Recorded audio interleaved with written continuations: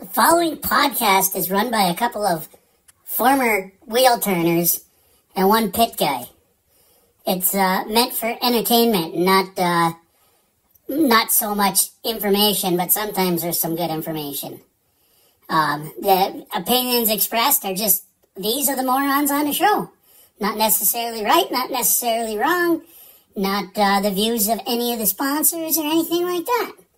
So, these guys, they're going to be talking. They might swear here and there. So if that offends you, either grow up or give a little permission from mom and dad.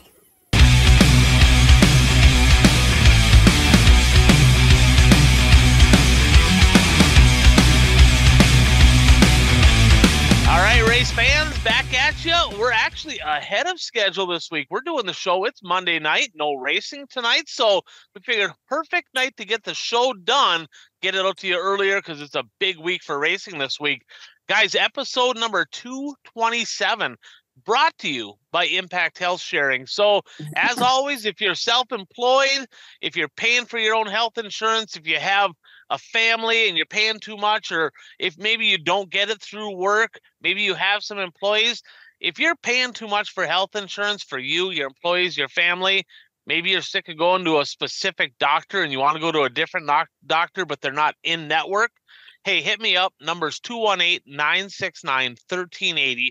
I have a great product called Impact Health Sharing. Been able to save people literally thousands of dollars annually with this product, and you can go to any doctor. No open enrollment period either, so you can literally cancel your existing if this seems to be a better fit, and you can sign up for this at any time. So again, reach out, text, call, Facebook, however you want to do it. I can get you a quick quote and get you the information you need. So guys, Kraus, you're packing here. What do you got going on? Like, you're like world traveler. You're in Ohio last couple weeks ago. Now where are you going? I can't tell you that. It's classified information, and you never know where I'm going to end up. We gotta going to jail. You're going to jail. Well, I'm going to Vegas, so you never know, that might happen. But no, just taking a little trip with the wife. So you got to do that.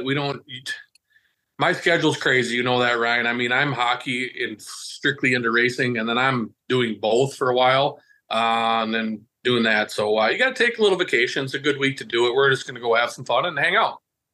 Well, all I know is this, right? The last race car driver that I know of that went to Vegas, came back, that dude went back-to-back, won 2 features.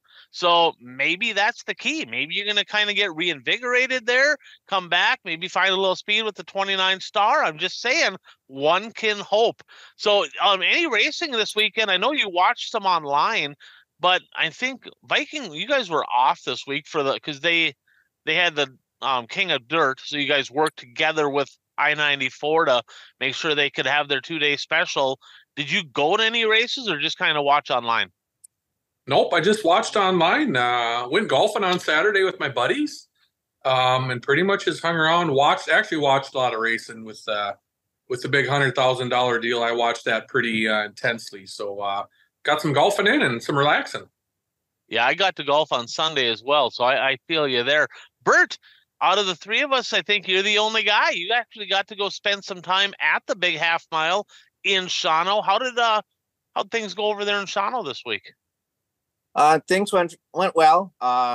It rained pretty much from late morning to mid-afternoon, so it was kind of iffy if they were going to race, but they didn't pull the plug early. It stopped raining, and it was a nice, tacky, fast track. They didn't have to worry about dust last week. No, it wasn't taking any rubber whatsoever. No. All right, you can touch on some of the results and stuff when we get into our Fast 5 here at the end. But let's jump into it. Big weekend, one of the biggest events of the year, especially biggest event ever for modifieds. But let's start with our top moments and stories of the week, brought to you by our friend Nick Hoff at Hard Charger Performance Specialties. So Nick, he's based out of Sydney, Montana. He's been building engines, guys, for, over 20 years. I personally ran his engines for a little while, won some races. Jeff Provenzino had really good luck with his engines. So he builds engines for everything from street stocks to late models and literally everything in between. And if you're a Wissota guy out in the western part of Wissota country, if you run a crate motor, let's face it, you're probably going to need to get it fixed because it's a crate motor. And he's the guy that you're going to want to get a hold of for that. He's a certified Wissota engine rebuilder for their crate program out west in Sydney. So he's the guy to get a hold of. Plus, if you have whatever you have for an engine now, right? If you have another engine getting built, if you already have one, if you want to just take what you have and try to get more out of it, he has a dyno there. You can schedule dyno time with him as well. Definitely a good thing to do. People always say, I've never lost a race to a dyno. Well, I know people that have lost weekends by not being on the dyno because they didn't tune their stuff up and the stuff didn't run right. So there's definitely an advantage to getting your stuff on the dyno to make sure that you know what you have. All right. So top 5 moments, guys. Number 5, was history made this weekend in Wissota Auto Racing?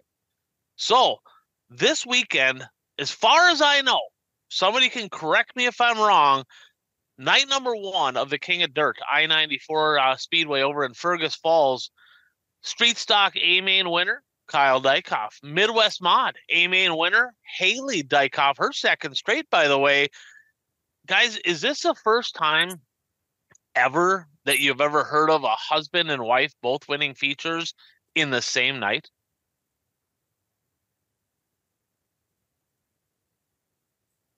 Don't everybody speak at once here. Hey, take your time. Take your time. I literally, I thought back, I'm like, man, I mean, let's face it, there's not a lot of women that race, right?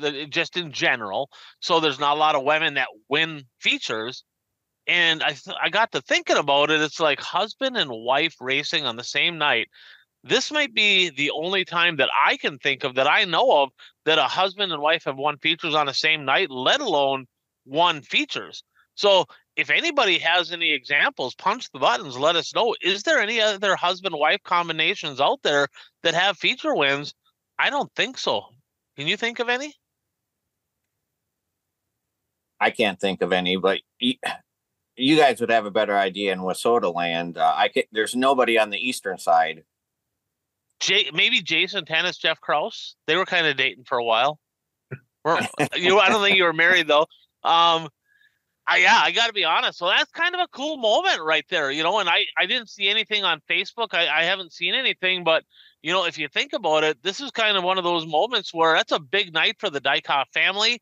Haley, fresh, we mentioned just about a month ago, they had a kid, so for them to go out and have a couple feature wins, one of them being the Dirt Race Central Street Stock A-Main, that's a pretty big night for them. Congratulations. And I can promise you this is not the last time those two are going to find victory lane.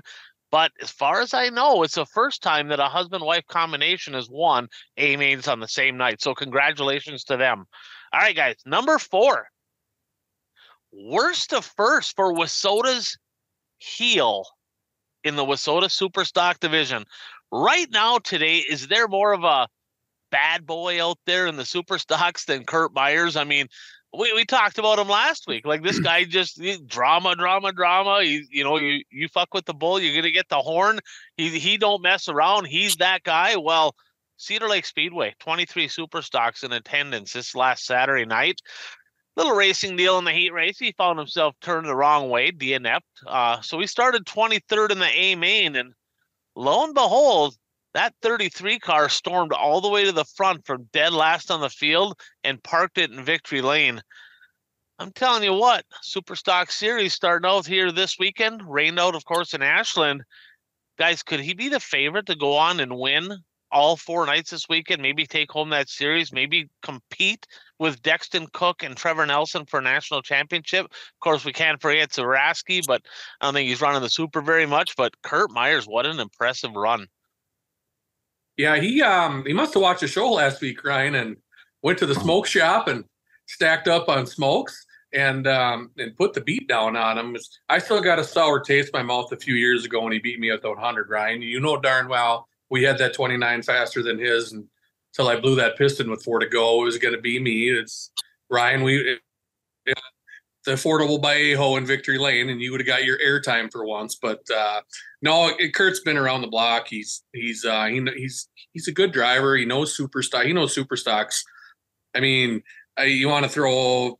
We all know it's Aho, then Moss. It's probably Kurt Myers, the top three guys, and not Sprasky's still running, but he's one of the best of the best. So I definitely think he was watching the show and wanted to stick it to us a little bit and fired up the smokes and got her done. Well, Dan told me, hey, we can't call him Ashtray. He said he quit smoking. The guy freaking used to smoke like a chimney. So he's probably even more grumpy now than he used to be. But tell you what, I talked to Buzzy here a couple weeks ago. I said, Myers said he's going to go on a championship run. He's like, well, I talked to Kurt. He better find some speed because the first few weeks he didn't look very good. Well, he found some speed now, so you better keep an eye on that 33. He's definitely going to be one of the guys to beat all season long. All right, guys. Number 3, on fire. Literally on fire. So we talked about Tyler Peterson going to Vegas, comes back, goes up to Grand Forks on Friday, goes to Fergus on Saturday, NLRA late model, King of Dirt, parked in Victory Lane. Guys, he won 6 out of 7. 6 out of his last 7 in the late models. Well, now me and Chonga were talking about this. This guy's bolted, right? I mean, he's been almost unbeatable in that late model. He went up to my old stomping ground, right? 7th place finish up there in Hibbing. I don't know what you're doing there, Tyler Peterson. Wasn't real racy that night, let's just be honest. Probably doing a little recon up there for the Challenge Series later in the year. But so he parks in the Victory Lane 2 nights in a row. 6 out of the last 7, wins his first ever King of Dirt in the late model division. Bert, then he goes out in the modified, leading in that one as well.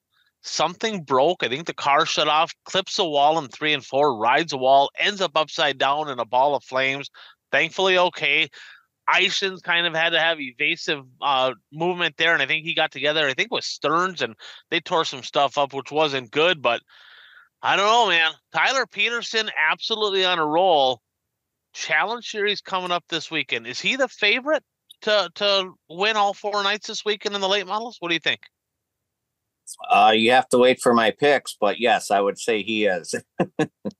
Well, one thing I'm excited about. So a guy that you can't count out. He didn't run much WISSOTA last year, right? Cole Searing.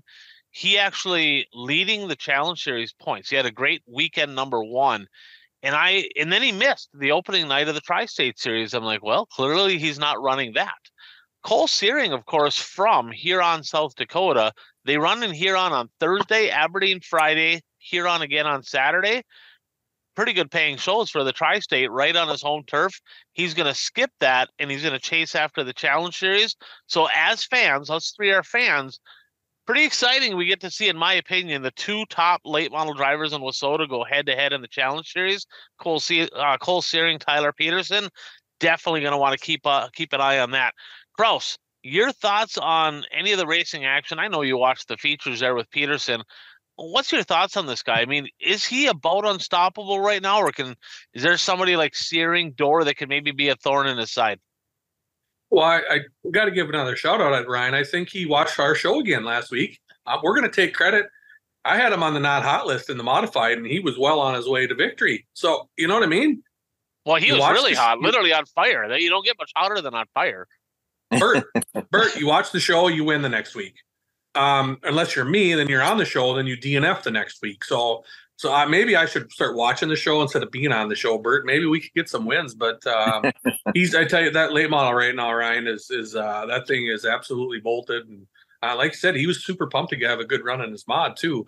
But when you get to them Challenge Series deals, it's a completely different ballgame because you got a lot of hot guys. So it's be really fun and interesting to see. Completely different ballgame at Fiesta City Speedway. I'm going to tell you that right now. Not a lot of guys that have a lot of laps at that new track with the shorter track. It's going to be a different ballgame, and maybe some of those hometown boys, the Tullochson's going to slip in there. They got a lot of laps around that place.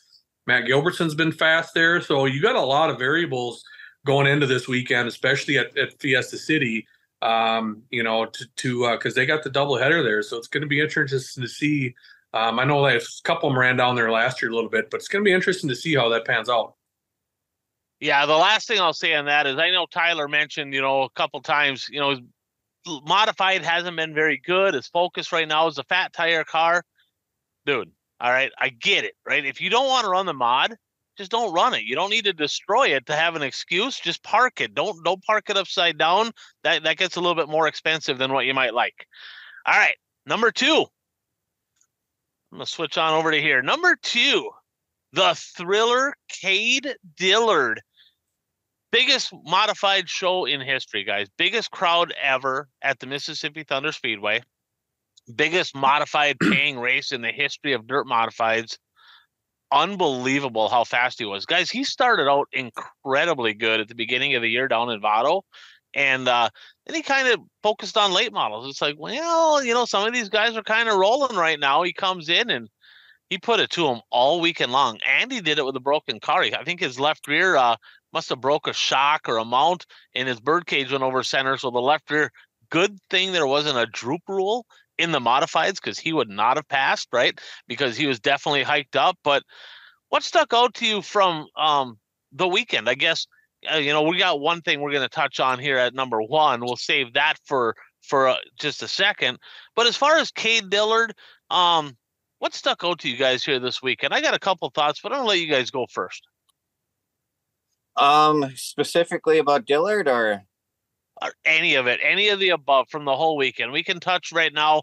This was the biggest. I mean, obviously he won, but the event as a whole was just epic. It was just a great event. So go ahead and just talk about the event.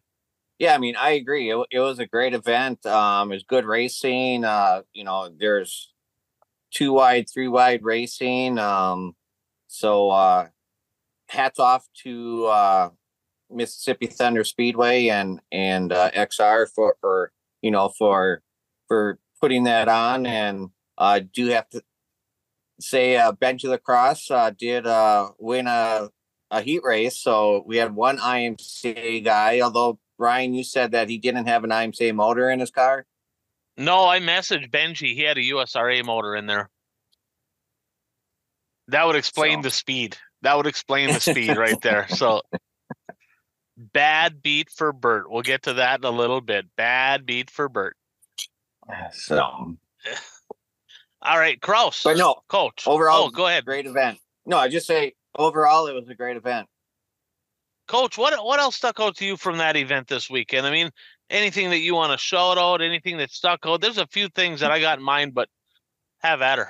Floor's yours. Yeah, I got to get a shout out.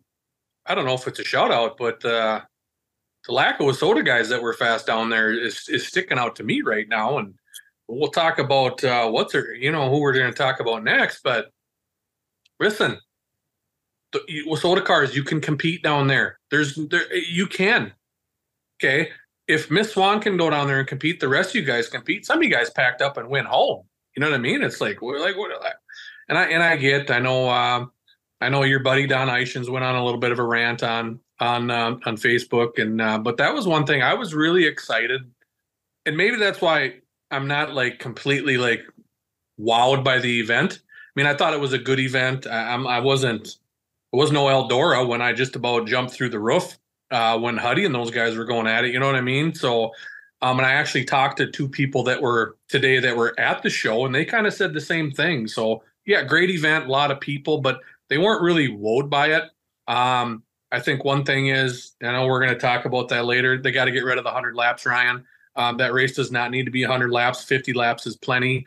But I was really excited to see how the WISSOTA guys and girls were going to do down there. And obviously we got one that did what she did. But, no Sobraski, no TPO. Kane left. Gerke left.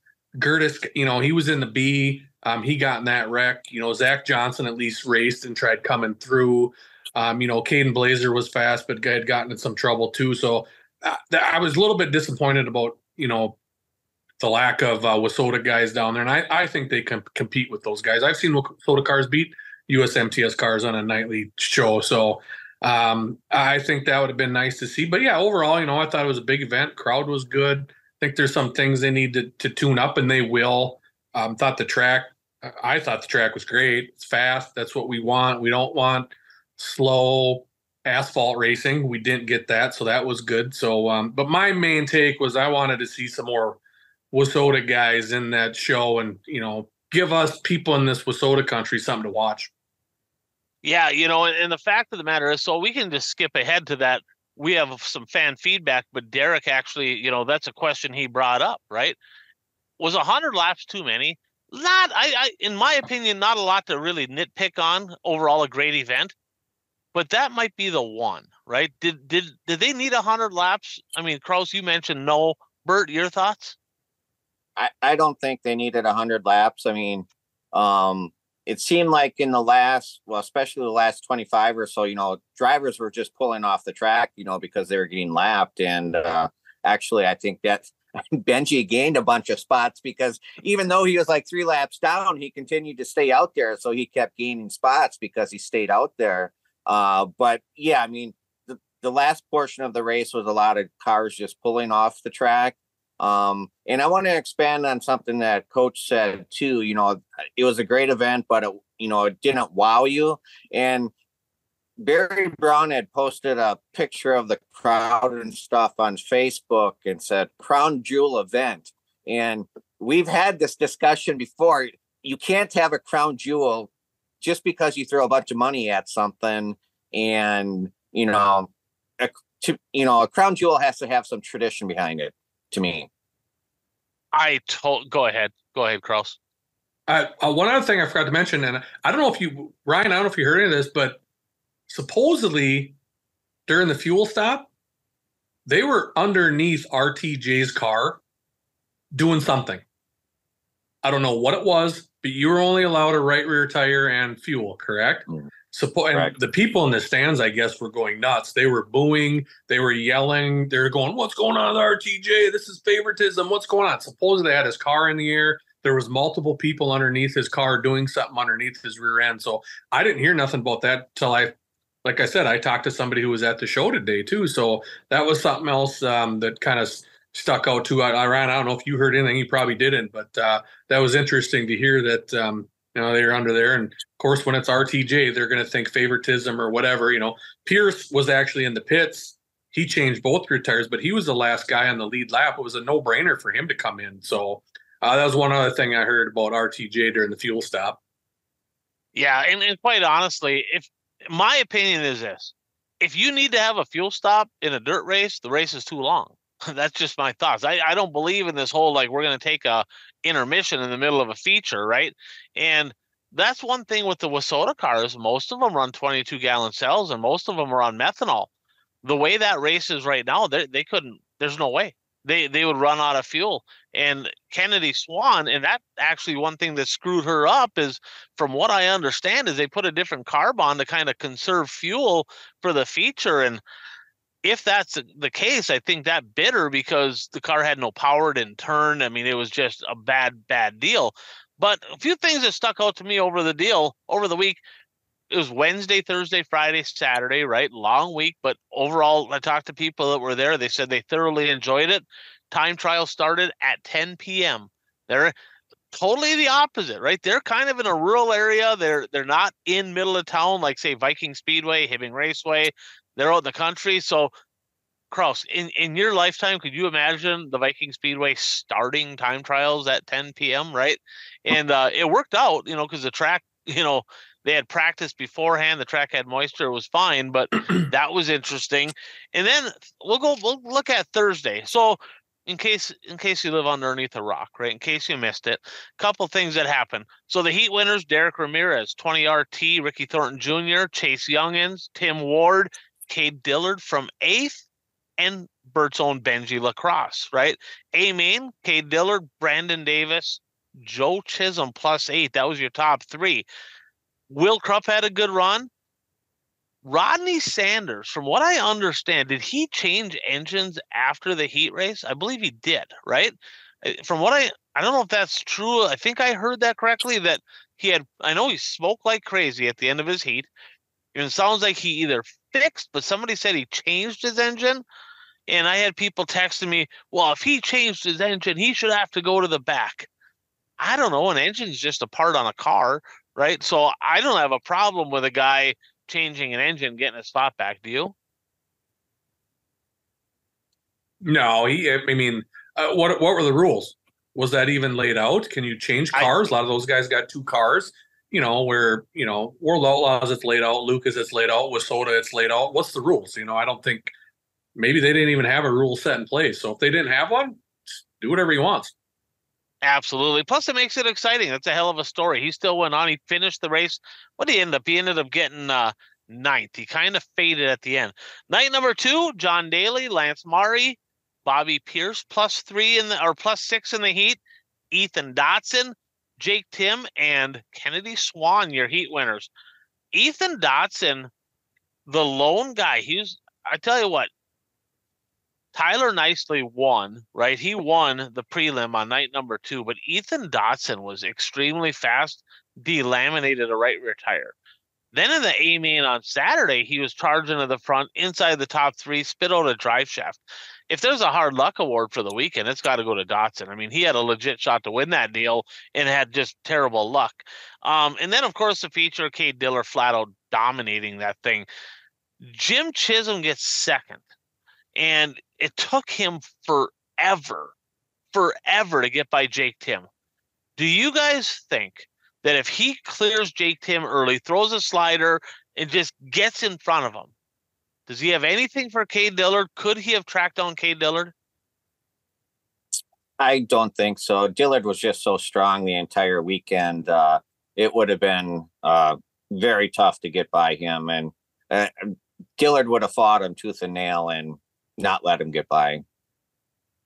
Yeah. Coach? I think he actually raced that, Ryan. I think he knew he didn't have a chance for the win. He was racing for second. It was a $15,000 pass coming out of turn 4. So I think he's sitting here, instead of wrecking us both, throwing a slide job, doing something done. I'm not catching Dillard anyway. He kind of said that in his interview. Hey, I'm going to try to get second. It's $15,000. So I think that whole field knew once Dillard was up front, they weren't catching him. Yeah, I think you're right. Dillard was, the car just looked neutral the whole race. It just rotated. It looked effortless, kind of.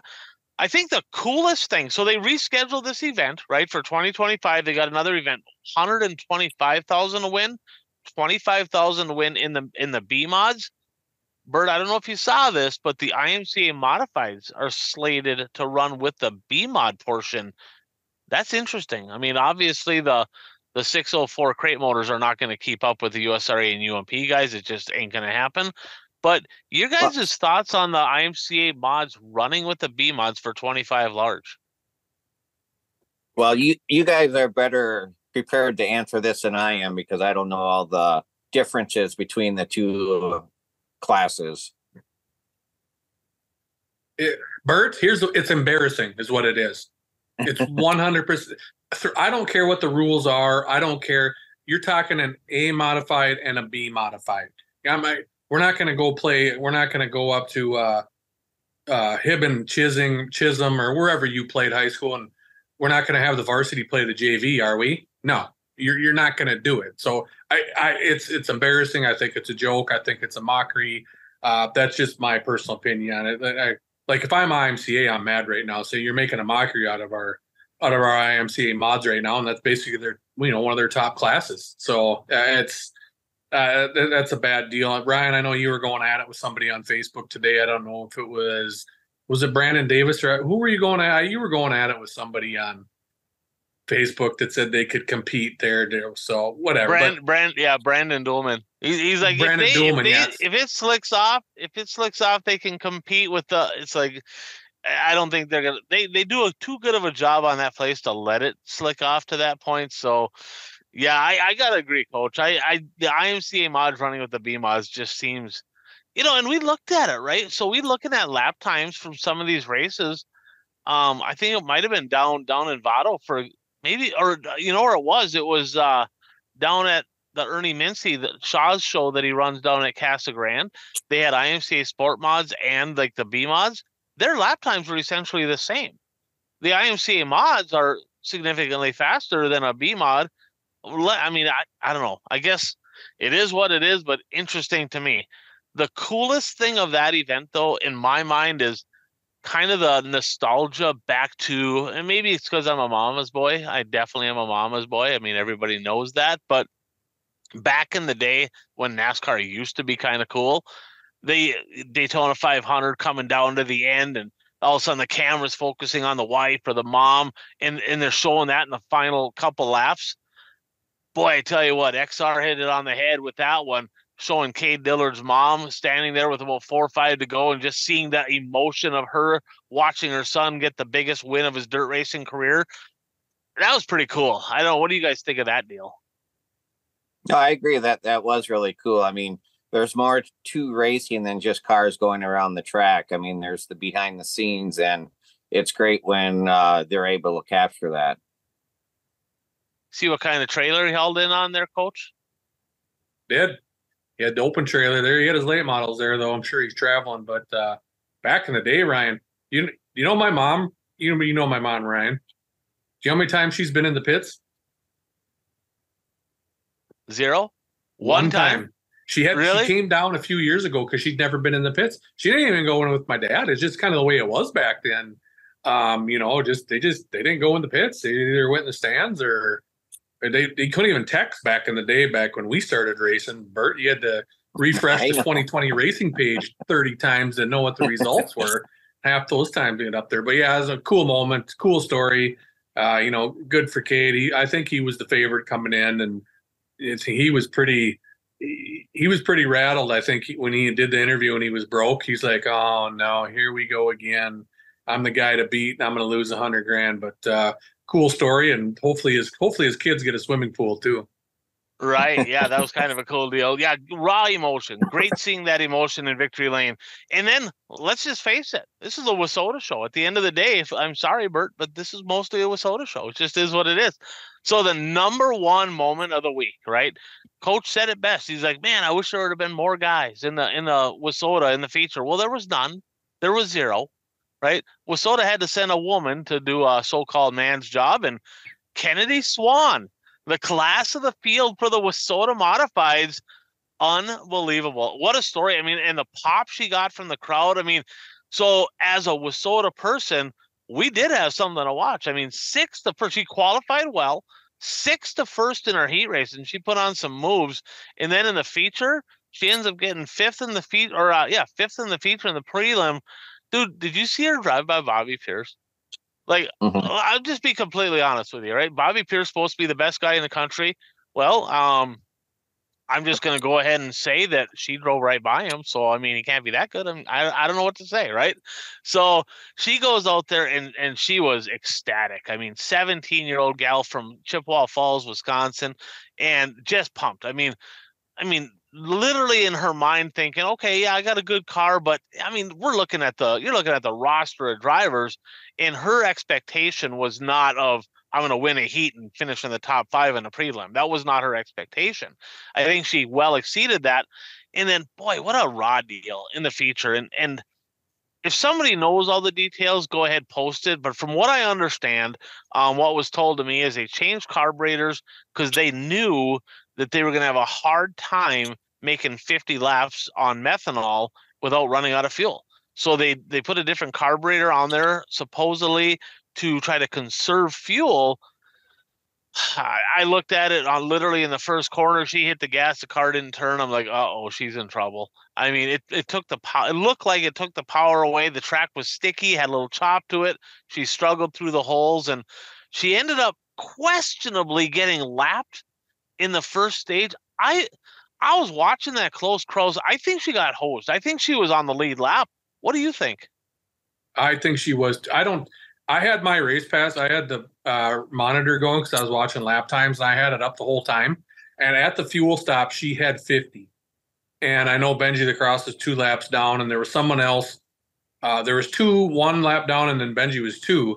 But she was at 50 laps, so I don't think she ever got lapped. You know, and then kind of got messed up on that restart with Nicely and stuff like that. But it's cool to see her. Just big for. It's actually really big for WISSOTA, Ryan. You know, it's got a little Caitlin Clark feeling with it, to tell you the truth.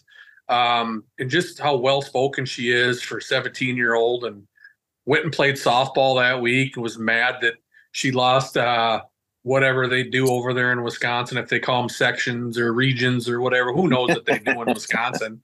But, you know, she's an athlete. She's super marketable. It was just really fun to watch and see her. And, you know, I think the modified world really got to meet Kennedy Swan this weekend. There was no doubt about that. And the crowd, and a heck of a story. Just so super proud of her, and represented Wissota, and she said that. And like I said, she had to go in there and show the rest of the Wissota world how it was done. And she did mention that, right? So that was kind of a cool little pump up there for Wissota, that she was representing Wissota, and she did that very well. Like you said, she started racing at like 5 in a go-kart, and she's been extremely talented all the way through. Super fun to watch. She's gonna win features this year, and she said that her aspirations, she wants to follow the US MTS series. Gonna need to get that thing on gas. Gonna need a little bit more power. She had the speed though. She was definitely fast enough car wise to compete for a top 5 finish. Bert, your thoughts there on our own Kennedy Swan? Well, the thing is, I mean, first of all, I agree with you guys. I mean, she did a great job there, and you know, I didn't watch the second night live. I watched the replay, and I knew she had won her heat. So I thought, well, you know, maybe she started on the pole, or, you know, on the outside of the front row. But then when I'm watching the replay, it's like, no, she started at the 3rd row, 4th row. And, you know, she earned that victory. And the thing is, you know, when she switched to the A-mods, you know, we had discussions on here as to, you know, whether that's a good idea. You know, is she ready? Well, I think last night this last weekend, she definitely proved that she's ready. Ryan, I had a fan question come in. I got a text today. Now that we're on the Kennedy Swan subject, it's a question for you two, since I'm going to ask it. I didn't realize this. Wissota didn't post any good luck to Kennedy Swan. Congrats for making the show. Is Wissota missing the boat on this? Because I know it was an open show. So I had someone text me, and I was actually talking to someone today. I said, how come Wissota didn't do anything to say, hey, congratulations, good luck. We wish you the best of luck here from Wissota land? That is very interesting. Absolutely 100% they missed the boat, right? I don't know who's in charge of their website and social media, but that's a donkey award right there for sure. Because pay attention, right? Understand your surroundings. Know who your drivers are. Know what your marketing is for Wissota as a whole. She did her part. She brought up Wissota, but you didn't give the love back and promote her. So I don't know, man. I see the Wissota Late Model Challenge Series, which is, from what I understand, mostly Chris and the Dirt Race Central crew. They do a good job promoting the Challenge Series. But the rest of Wissota, there is like literally no marketing or promoting or anything on social media at all. It's like, so I don't know. They got to get it together there. They got to hire somebody that loves racing. Don't just hire somebody that is like, hey, they can be a social media person. They know how to do this stuff. You got to hire somebody there that loves racing, that is on top of things, that's paying attention, and they're proactive. You're not filtering, hey, post this, post that. You got to get somebody there that just wants to get after it. And that's been lacking. We wonder why the grandstands are empty. The car counts are down. There's absolutely no promoting. It starts right at the top, and Wissota is a promoters organization, and they just don't do any promoting. So, Bert, your thoughts? I agree with you that, you know, it's a missed opportunity if you didn't promote her, and it shouldn't matter if this wasn't a Wissota event that she was racing at. What matters is this event had the eyes of modified fans from all over, and not only Wissota, but, you know, I don't know if she races at any tracks weekly. The track she races at weekly should have been posting, you know, good luck and that sort of thing, because, you know, people are going to see that. Then they're going to see how good she did and say, hey, where's she racing next? Maybe we should plan a trip to go to that track and watch her race. So it is like the Caitlin Clark thing, because, you know, teams that Caitlin Clark is playing against, you know, they reap the benefits from the fact that she's playing against their team. And, in this case, Kennedy Swan racing at their track. Red Cedar Speedway did post something. I believe Okay. I saw something on the Red Cedar Speedway page. I think they were on top of it there. But this brings me back. Did you guys happen to watch the interview between Mark Richards and Kenny Wallace?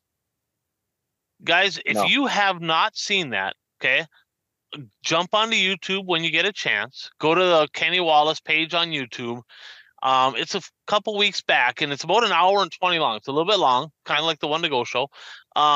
Definitely worth watching.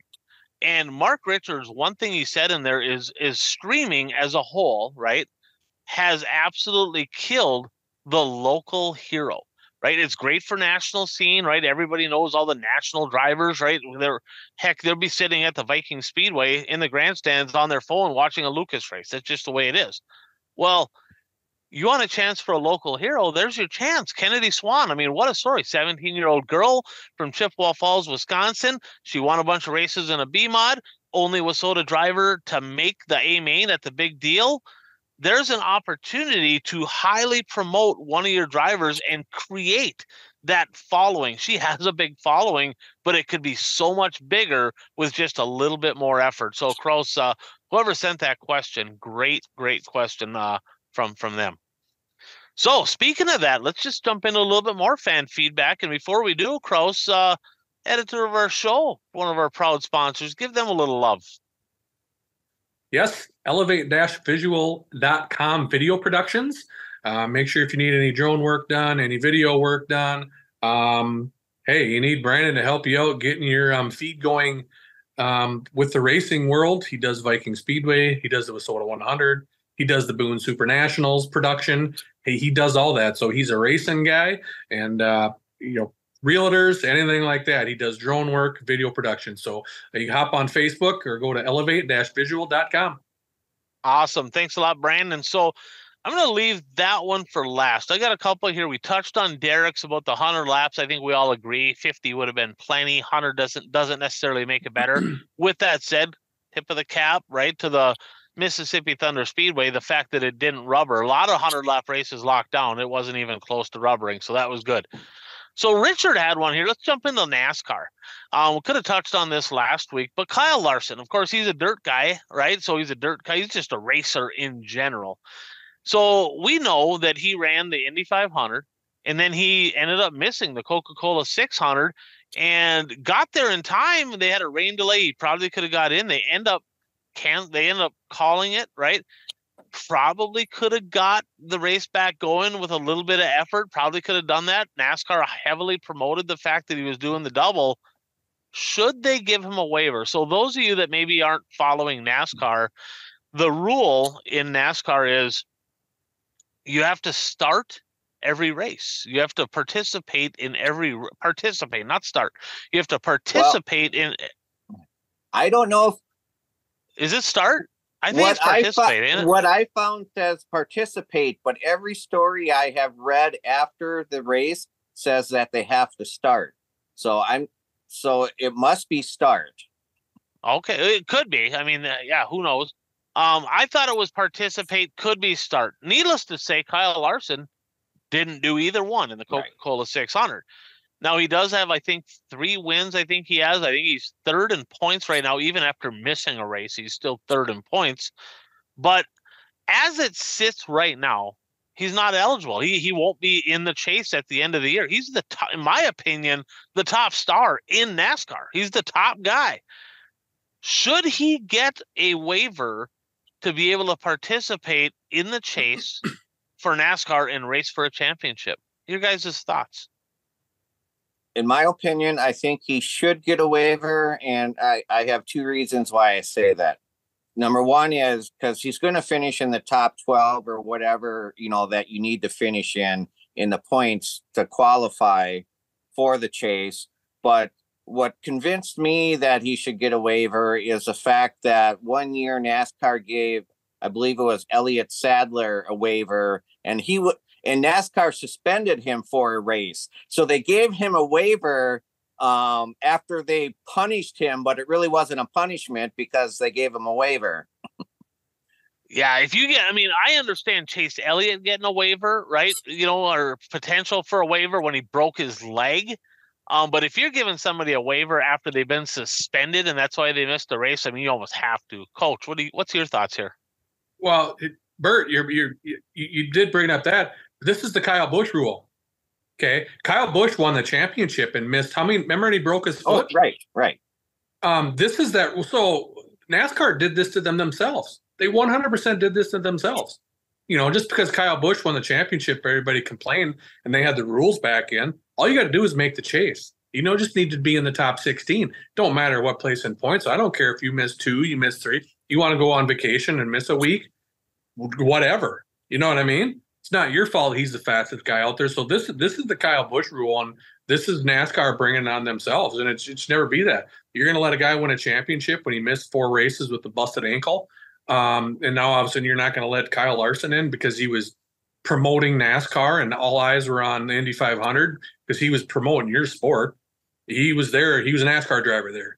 He wasn't a dirt driver there. He wasn't a midget driver there. He wasn't a big wheel racer there. He wasn't a pedal bike racer. He was a NASCAR driver at the Indy 500. So this is 100% NASCAR's fault, and they have to let him. That's my opinion. They have not made a ruling yet, have they? No, they haven't. Yeah, I think I would be surprised if they don't grant him a waiver. I guess we'll find out, but I think you guys are spot on. I mean, they almost have to, but it's NASCAR, so who knows? We'll see what happens. Then I got one here from an anonymous listener. Is Kraus in the back pocket of Shaw or Hoosier? Coach is a complete moron if he thinks there's no issue with Hoosier tires. Tread does not peel off from running something over. It punctures. You might get a flat. But when people are having the tread fall off their tires, there's absolutely a problem with Hoosier Tire and the way they're building their tires. We saw Ethan Dotson.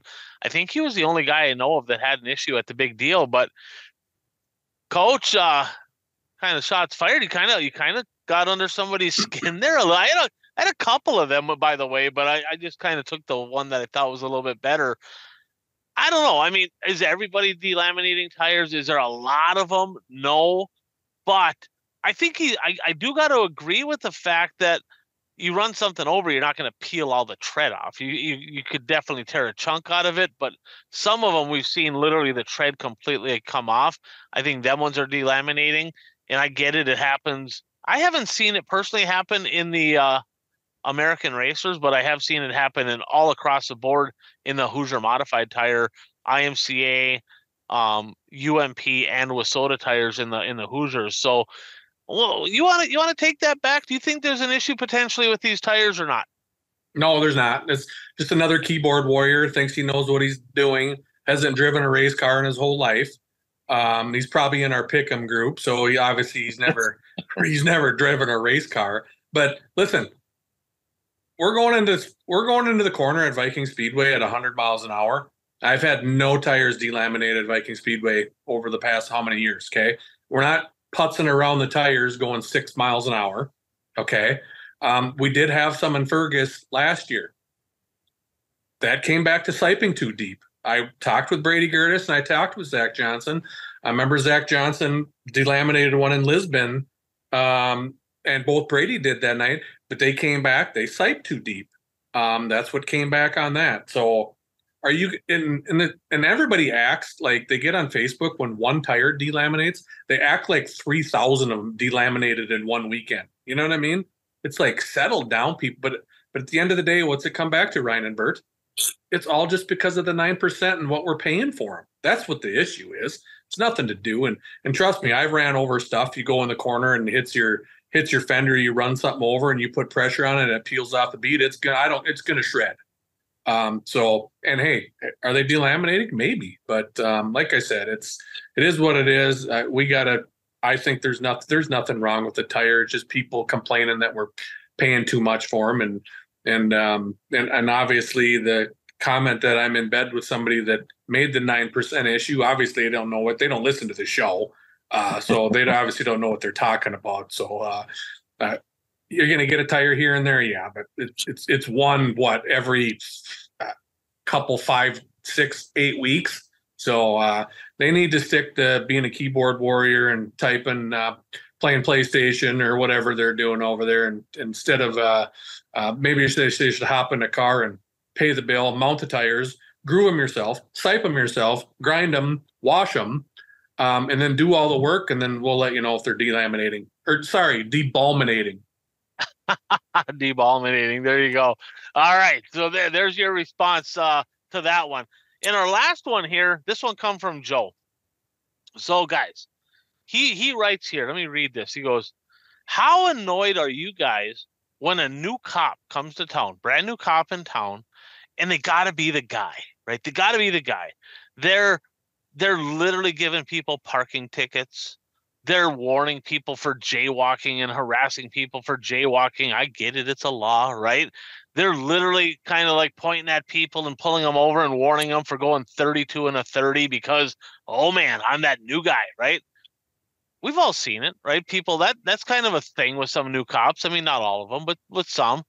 Is that annoying? Does that piss you off? Does that aggravate you when somebody does that?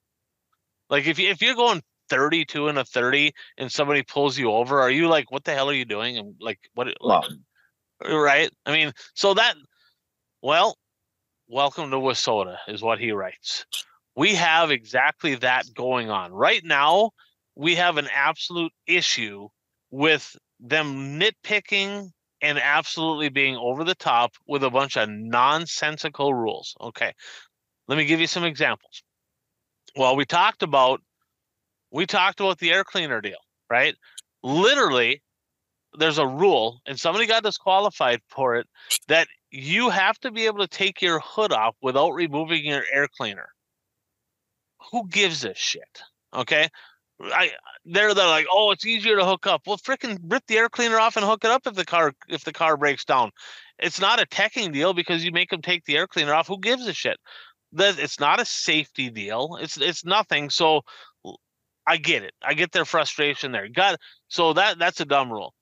I mean, I don't know why somebody would want to have their setup like that anyway, but that's just me. I ran a super stock, and if your air cleaner was going to if your air cleaner is going to get ripped off by the hood, probably not a good thing. But another one, shock rubbers, Kraus.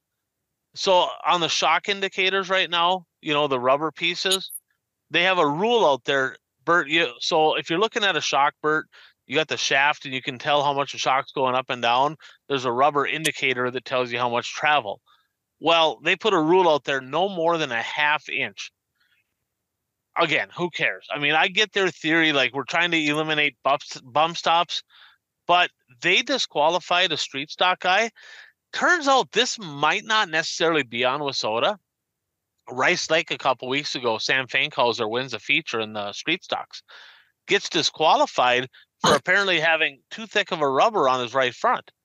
Took pictures, sent it in, talked to various tech guys from WISSOTA, and they said, no, that's perfectly legal. Kraus, the rubber bushing above the shaft because the way they mount on the front shocks on a street stock, they were measuring that plus the indicator, didn't even know what the hell they were measuring, disqualified the guy. What are we doing? That's the same guy, by the way, that disqualified Dexton Cook for the deal in Cedar Lake last year. Just going to point that out. Then back panel, right? Colton Brower last week. He literally, the back panel was flapping, the right rear of the back panel was flapping after the heat race, disqualified him because the back panel was flapping. What are we talking about, right? Who gives a shit? It doesn't matter. Another thing, upper ball joint. Guys, there was a Mod 4 that won the feature this weekend that they had their upper ball joint. Kraus, where you have the 4 bolts in the upper ball joint, that style ball joint? He had it mounted below the A-frame versus above the A-frame. The only thing that affects geometry on upper A-frame angle is the distance between the top of the spindle and the center of the ball on the ball joint and the pivot points on the frame. Where it's mounted on the A-frame affects absolutely nothing. They literally made a rule that it had to mount above the A-frame because they didn't realize that it didn't affect anything by doing it the other way. Another nonsensical, nitpicking bunch of bullshit. And the last one, this one's the best. Did you know that you can get disqualified for having too many bolts hold on your roof? Did you know that? That's a thing this week. So they come out with a rule, guys, that you can have as many rivets as you want. You can have as many countersunk bolts as you want in the back of your roof. But God forbid, if you have more than 4 hex head bolts on the back of your roof holding your roof on, you're going to be disqualified because they're going to consider that trying to deflect air. What are we doing? Kraus, do you have an abundance of cars at the Viking Speedway? No, not no, not really. Just like any other track. So there's not an abundance of cars. Most racers are part-time. They're just doing it for fun, one night a week. And we're sitting and nitpicking on this bunch of bullshit. So you know what they should do with all these rules? They should write them down on a sheet of paper. They should crumple them up. And as The Rock says, stuff it up your candy ass. That's what they should do with that list of these stupid ass rules. It is absolutely ridiculously mind-boggling. Quit the nitpicking bullshit. Guys, me in particular, I have given Bill Engelstad an extremely hard time over the last couple of years. This ain't all him. This is various tech officials. This is new tech people. It's not just him, right? In fact, he's probably the least involved with a lot of this stuff going on. Maybe it just comes with the position. I don't know. But for the love of God, right? If it matters, if it's a performance-enhancing deal, by all means, tech it, DQ a person, that's great. But when it comes to this nonsense that nobody gives a shit about, just stop it. Stop it, right? That's all I got to say about that. So that one came, who did that come from there? But it was good. That one came from Joe. He's spot on. I couldn't agree more. And I actually talked to one of the tech guys here today, and I kind of told him some of that. He kind of chuckled. He goes, yeah, you're probably right. He goes, Krausen, you've probably seen it. He goes, a lot of times it's these freaking racers, right? They're like, oh, man, y'all, bunch of crybabies. I was one, so I get it. I can say that because I was. It's like, oh, man, I lost. I got second. But look at that guy. He's got that going on. You got to disqualify him for that. So you literally have racers sitting there crying to the tech guy, and they want him DQ'd for every freaking thing under the sun, right? How many times have you heard somebody say at the racetrack, Ross, that guy ain't got all his WISSOTA stickers on. You got to disqualify him. Because God knows that made that car so much faster, right? Who gives a shit, right? I get it. It's a rule, but it's stupid, right? So I would just say, let's stop the nonsense with this nitpicking shit and focus on what matters. All right. Guys, who's hot? Who's not? Now, I'm just going to come out and say this, right? We're magic.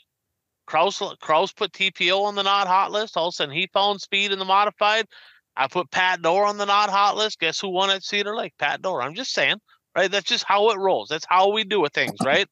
Now, this segment, guys, brought to you by Fastlane Motorsports and Powder Coating of Ashland, Wisconsin. Of course, this weekend marks the beginning. Last week rained out. This week's the beginning of the best series in all of Superstock racing, the Northland Superstock Series. But Fastlane, they do so much, right? They do custom powder coating, fabricating, sandblasting. They service a lot of tracks. They build the Galloper chassis. If you need parts, you need stuff done, get a hold of Chris and the crew at Fastlane Motorsports and Powder Coating in Ashland, Wisconsin. All right, boys, let's start with you, Bert. Who's hot? I'm gonna go with Wild Child, Haddonchild. He won the World of Outlaw, the Friday night World of Outlaw show at Beaver Dam Raceway. Saturday night got rained out, but I watched that feature, and the announcers listed his finishes at Beaver Dam over the last 6 shows there, and it's like it's podium finish every race. So he just continued his hot streak at Beaver Dam Raceway. Nice. And he got her done again. Anybody on the local level, Bert? I didn't even think. Go on to Coach Kraus and come back to me on that. All right, Coach. Who's hot? Who do you got? Boy, don't have anybody written down. Just brainstorming right now because I missed this one. I don't get to watch. I watched a little bit of USMTS stuff. I know we kind of go off wins and stuff like that, and he has a few, but Jim Chisholm in that 24 car, I know he got second, which is technically a win to him with Dillard. And I think he's got a whole bunch of wins at MTS this year. I think he's going to be he's probably one of the main contenders to win the USMTS championship. I just think he's hot raced right now. He's a young kid. And I didn't realize how young his younger brother Joe was. They're 4 years apart. Man, he looks like a little pup out there. So I'm going to put Jim Chisholm on the hot list. I know he's been solid. He's been fast. Showed up for the big show. I think that was a question too. Is he going to show up for the big show? And he did. So, and then locally, I don't, I'm still at this sample size, Ryan, with this deal. I need to see, I'm not going to give a hot to Superstock guy. I can't do that because I'm a Superstock guy. But I think, did some 71 car win a couple features this weekend? That's what they do. That's what they do.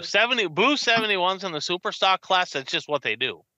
Is that what they do? So I know Trevor came over to Viking Speedway for the doubleheader and was pretty quick. He was like, my car is good. Then I come to Viking Speedway and it comes to a completely different ball game. So, but got to give a shout out for him to getting it done at Fergus. Fairly tough field over there and taking care of the boys over there. And I think he. I think he sent the old, I don't think 78K and the 71 are going to be sending Christmas cards to each other lately, but maybe a little excitement brewing for the WISSOTA 100 since the 78 called out the 71 and says, I'm getting you back when it matters. So watch out, Mr. Trevor Nelson. Someone's out to get you, but got to put him on the hot list. And I got to be honest with you. I didn't think, and I like both of them, but I don't think it was a bad pass. I mean, he doubled up. He won the King of Dirt, threw a slider, Bert, on the last corner, and he threw the slider, went up to the wall. Dexton crossed under him, and he came back down the track, and they did make contact, and he kind of drove up the side of him a little bit, but he beat him by a nose to the line. Let's face it. I've seen 78K do exactly the same thing. It's a super stock, right? Contact is encouraged. That's part of it, right? That's what you do in a super stock, right? Not a bunch of wussies. So I get it, right? You don't want to lose. You don't want to lose that way. A little contact at the end, rivalry brewing. That's going to be two guys kind of battling it out for the national title at the end of the year. But yeah, great weekend there for doubling up there, Trevor Nelson, getting it done. Anybody else? Is that what you got there, Kraus? That's all I got. Yeah, I mean, TPO, we touched on him. 6 of the last 7 in the late model, right? And let's face it, the one night in Hibbing, the track was just tough to pass on that night, and he started pretty buried in that one. Dave Simpson from Thunder Bay, Ontario, Canada. 3 wins this weekend in the WISSOTA Midwest Mod. I'm going to talk about this in just a couple minutes, but one of your early contenders for a national championship run in that Midwest Modified, the biggest car cone, last year, they were averaging over 40 Midwest mods a night up in Thunder Bay. And you know what happens? Iron sharpens iron. You take him and you take some of them guys, Cole Chernosky. They have some really, really good Midwest mods up there. They both travel well. And he come down stateside here. He got one down in Thunder Bay. I think he won Rapids. He won Proctor. Dave Simpson, extremely hot right now in the 70 in the WISSOTA Midwest Modified Division. All right, Bert. Did you have a local hot, or do you want to slide right on? You do. Okay. Yes. Jeffrey Teskey at Channel Speedway. He's a IMCA sport mod driver, and he's won pretty much every feature this year at Channel Speedway. I'll look up his stats this week, and I'll share them next week. But he's just like a little bit a class above everybody else in that division right now. Awesome. All right. Who's not, Bert? Who's not? I'm blanking out. I had somebody. Now I can't remember who I go to Coach, and I'll think of it. Coach, who's not? Nationally, I gotta go with Logan Schuchart, man. It doesn't take too much to finish in the top 5 of the World Outlaws right now. I know the fields, but did he win the $1 million deal last year? He did. The sprint deal. Has he done anything since? Very little. Very little. Does he have a win this year? One? I think he might have one. I don't know Maybe that for one? sure. I think wasn't it like the first 10 nights was all different winners or something like that, or first 9 or something. He could have been involved in one He of might them. have been. He might have been one. Yeah, but I got to go with Logan Schuchart, man. He should be contending for wins nightly or weekly. He should be up there in the contending for a national championship. So hasn't really been there yet. And is it a case of Jacob Allen running the other series, don't have a teammate? There's different scenarios that go into things there. So I'd like to see Logan Schuchart get up there. And locally, I got to go with Dave Kane, man. He's got 8 starts this year, Ryan, Bert, 2 top 5s. That's all he's got. He's got a DNS in the G feature at Mississippi Thunder Speedway because he packed up and went up to Fergus.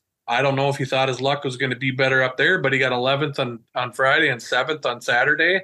We're used to seeing that 2C car up front, and should have probably maybe won that night at Princeton, and Pogo sticked and blew her off the end. So we need to see the 2C car running up front because he's fun to watch, and you got to get some wins under his belt. So I'm putting old Dave Kane on the not hot list. Old Candy Cane. So on the national level, I'm going to go to the modifieds, right? I mean, there's a couple guys I expected to be in the conversation. Jake O'Neill, right? Jason Hughes, Terry Phillips, Dan Ebert. They were, I don't think any of those 4, did any of those 4 make the show? I don't think any of those 4 made the show, and that's the big deal, right? So kind of surprised to see that. Terry Phillips has just kind of been not real good all year, right? So I think he started out, had a couple good nights, but Terry Phillips especially struggling. On the local level, I got 2 guys. Justin Vogel took the first few weeks off, wanted to let things kind of taper out a little bit, but he has been just non-existent.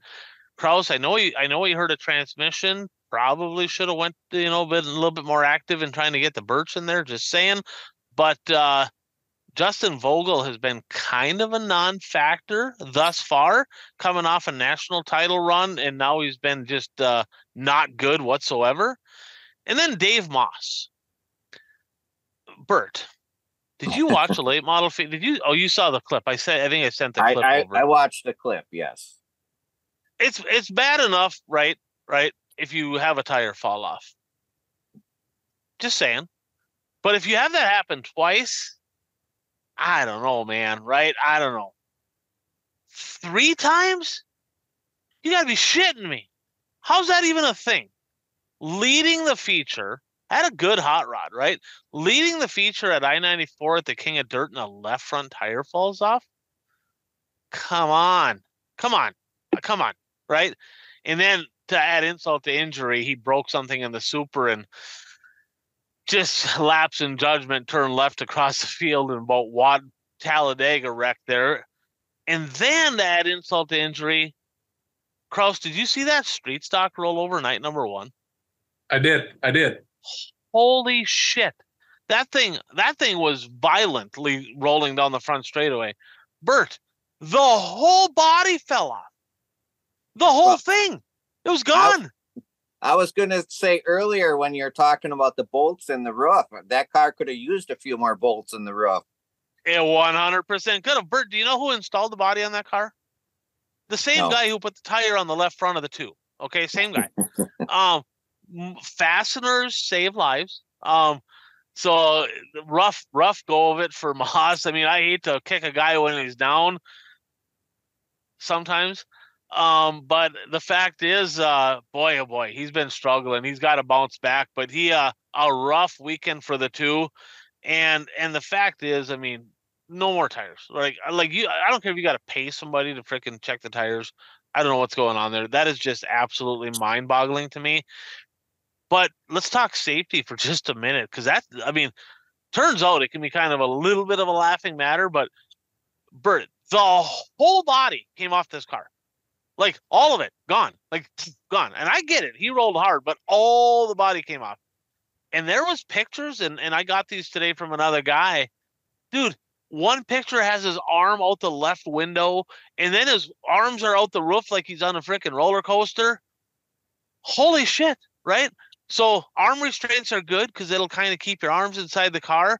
But drivers, if you're a novice driver, if you've never rolled, okay, one thing I was taught, and I rolled 3 different times, is when you start to tumble, if you start to roll, there's no reason to have your hand on the steering wheel anymore. That's true. But cross your arms and grab your seatbelt. So keep your arms tight like this so your arms ain't flailing around.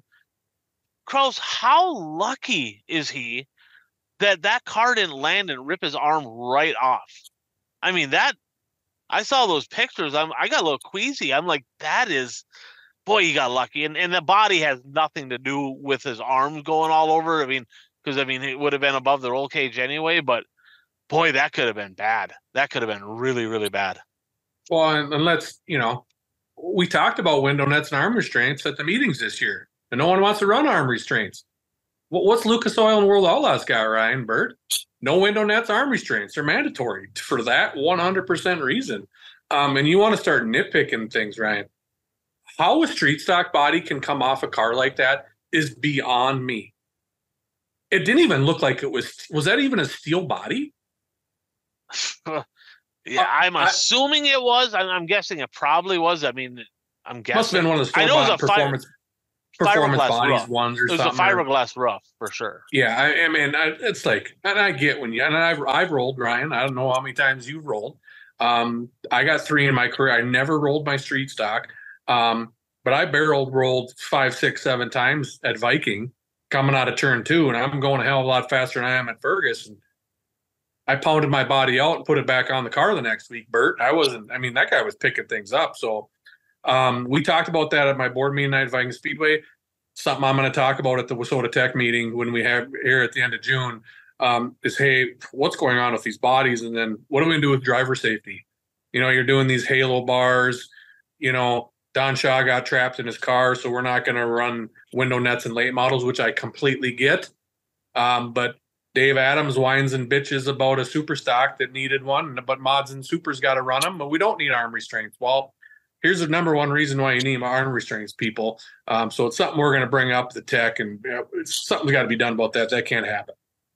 Window nets are completely useless. In fact, they're dangerous. I mean, I know people, Dennis Jones, when he was on fire, he was about trapped in there. They had a hard time getting the window net unlatched. I mean, they're dangerous. I don't believe in window nets. I think they're the most useless thing on a race car.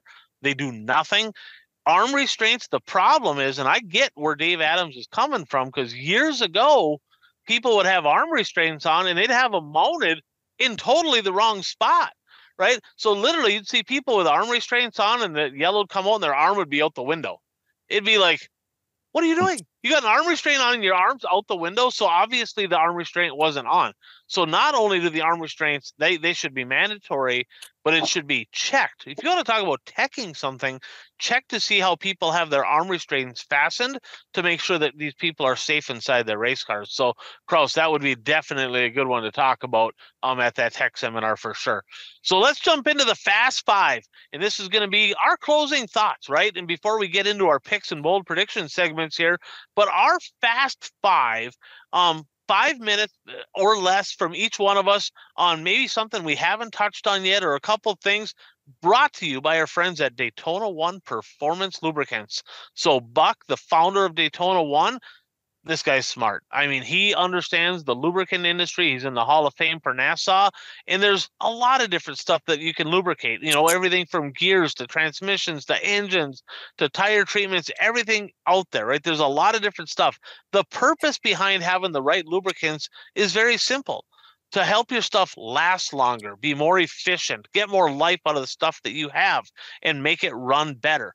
Well, if you want to learn more about all these great products, and one of my favorite products, I'll be honest, is the tire conditioner, right? They have the tire treatment out there that allows you to run used tires. If you're a low budget guy and you're like, I can't run new tires every night, well, I tell you what, roll the dice. I'll tell you straight up, the tire treatment, not legal in WISSOTA, but if you're the guy out there running on a low budget, I probably would roll the dice before I start spending $150 or more dollars per tire to go out and make $50 at the end of the night. I'm just saying, it is what it is. Okay.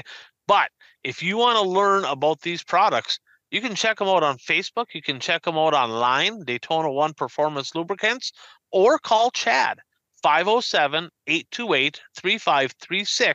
He's the regional rep for Daytona One, and he can get you educated on all the great products they have to offer.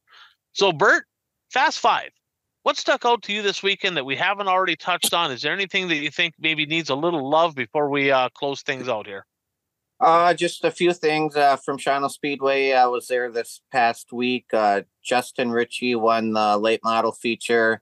He's had some bad luck at Shawano Speedway this year. He was in a wreck the week before, so it was good to see him get a victory at his old home track. And there were a few Plymouth rained out. They were supposed to have their Super 6 race last weekend, but they rained out. So there was a few Plymouth cars who made the trip to Shawano. So that was good to see. Brett Swedberg, I don't know if he blew a motor in his heat race. He was leading his heat race and coming out of 4 to the checkered. The car was not under power anymore. And they loaded up and they went home right after the heat race. So I'm not exactly sure what happened, but obviously it wasn't good. And Kyle Jeanette made the trip to Shawano Speedway and raced with the IMCA stock cars. He didn't finish the race, but I'm not exactly sure why he was there. I didn't talk to him or anything. So, but good to see him make the tow there. He does have, I think he's ran some IMCA stuff before. I don't know if he has a straight up IMCA car also. Maybe he's getting ready for a couple upcoming specials. I'm not sure, but really good race car driver, actually. Anything else there, Bert, before we jump over to Coach? No, you can jump over to Coach. All right, Coach, Fast Five. Any closing thoughts from this weekend? Just a couple shout outs. Got to give a shout out to Justin Fremming and Dusty Bitson, the Viking Speedway boys, mopping up at King of the Dirt over there in the modified class. Crazy. Justin's on the board here with me, said his wins Friday, and he was almost lap traffic on Saturday. So he didn't know what was going on. And then Dusty Bitson getting the crown over there. So good to see those guys, get some wins over there against some stiff competition. And then I got to give a shout out to Kevin Burdick for winning last night. He finally listened to the wife and myself yelling at the TV. When are you going to go to the high side? When are you going to go to the high side? Get off the bottom, Kevin. Put that thing up on that berm that they had there at Proctor and kick it up there. And then he did. And what happened, Ryan? And then we get to listen. We get to listen to. Did he go underneath Bravo a couple times and move him down and then drive around them? He kind of schooled him a little bit, don't you think? Well, he did, and then he completely screwed up. He lost all his ground once he got there. He actually doored him. He doored him over in 3 and 4, pretty good. And then he had to then he started driving too hard. He was trying to catch him, and then he's like, I got to go to the top, and then he went right by him. So, good to see that. And then, they cut some laps at Proctor, Ryan. In the super stocks and the Midwest mods. Now, if they announced a 20-minute time limit, that I don't know. Do they have a time limit up at Proctor? Do you know? Not usually, but I wasn't there, so maybe they did this particular week. I'm not positive. Because the announcer did say they've hit the time limit. So I fire up my race pass. Midwest mods were at 18 minutes, only had 7 laps in. And the super stocks were 19 minutes in, and I think they only have getting 8 laps in. And I'm going to blame this on the drivers. Know the track conditions, okay? Know that there's a berm out there, a curb, a heavy berm. Know that there's some grip out there. Please do something to your car so it doesn't look like you're trying to drive around at Elko Speedway, because that's where your car's set up. So pay attention, know what's going on. And drive, obviously accordingly, but tough deal. I thought they had plenty of time, and just sucks when you go somewhere and you get 7 laps. I remember I went up to Fargo one time, Ryan, and I started 13th and I'm going into 4th, and I'm like, I'm going to win this thing. And we come out of 4 and the checkered flew after 5 laps. And I'm like, what's going on? So it was a tough deal to watch, but pretty good race at Proctor last night. Finally got to watch that. It's fun watching different tracks. So good to see our buddy Burdick get a win up there in the late model. Yeah, he's definitely one of our boys for sure. And speaking of Proctor, I'll stick on that. The Hall of Fame got inducted this past Sunday. Big class. Interesting. They just started the Hall of Fame last year, so it's only the second year of the Hall of Fame. So they inducted quite a few. And the first one on the list, Billy Nelson, of course, Daryl Nelson's dad, Cade Nelson's grandpa. So congratulations, one of the best ever to strap in the area. Johnny Johnson, Norris, Jerry Waldholm, Terry Inman. I've known Terry forever. Congratulations to him. Phil Ranelagh, Dave Ruby, longtime track worker up there. Gordy Halverson, good old 240 Gordy. Former WISSOTA Late Model National Champion, Rick Popovich. Dick Chrisman. I tell you, Dick Chrisman was my childhood hero. That was one of my favorite guys to watch growing up. And then the late Jimmy Eliason. So congratulations to all the Hall of Fame inductees up at the Proctor Speedway. Definitely an honor, and every one of them very deserving of being in there. You talked about modifieds, Kraus, right? You talked about your local boys going over to I-94. Little bit concerned. I'm a little concerned about the modified counts in WISSOTA. Guys, there was 3 tracks this weekend that had 4 cars or less in their modified field. One track had 2. And that part of that deal for the track that had 2 is they let another track kind of in the area where they would have drawn cars from. They let them go ahead and just reschedule an event for the following week, even though they didn't have it scheduled. Totally against the way the rules are in WISSOTA. That definitely kind of hurt that track, but boy, oh boy, when you start seeing less than 4, and there was several that had under 10, not a good deal. Speaking of Inmans, Andrew Inman, guy to keep an eye on, rookie in the modified division. Guys, he got his 2nd win of the year in Hibbing. Extremely good. He's been very, very fun to watch. I think he might have had a shot anyway. The leader, remember we talked about this last week, Bert? 2 people spun out lappers in Hibbing. Yeah, the leader in the modified feature decided to get into a lap car. I get it. The lapper was a little bit kind of all over, but ended up dumping him at the end of the back straightaway. That's Coach's boy there, old hockey boy. So, Kraus, I figured maybe you're going to have a little comment on that. Another thing here, super stock feature at Monty. Kraus, that was another very good finish right there. Jake Knapper edging out Sean Fernkiss. One of the photo finish there at Monty. Very good race. Low car count, but a very good race nonetheless. Here's a name from the past. Do you guys remember the name Danny Young? Bert, you're a late model guy. You might remember that name. Mm-hmm. Danny Young from Thunder Bay, Ontario. He ran late models. Used to come down to Hibbing pretty much every Saturday. Guys, his last win, 2009 in a late model. He won 4 in Hibbing in 2009, and then he took several years off, got back behind the wheel of a super last year. He scored the feature win. So first we had Kreiderman. Last week we had Danny Young, kind of a blast to the past up in Thunder Bay. 1,000 to win this week, Midwest Mods at the Grand Rapids Speedway.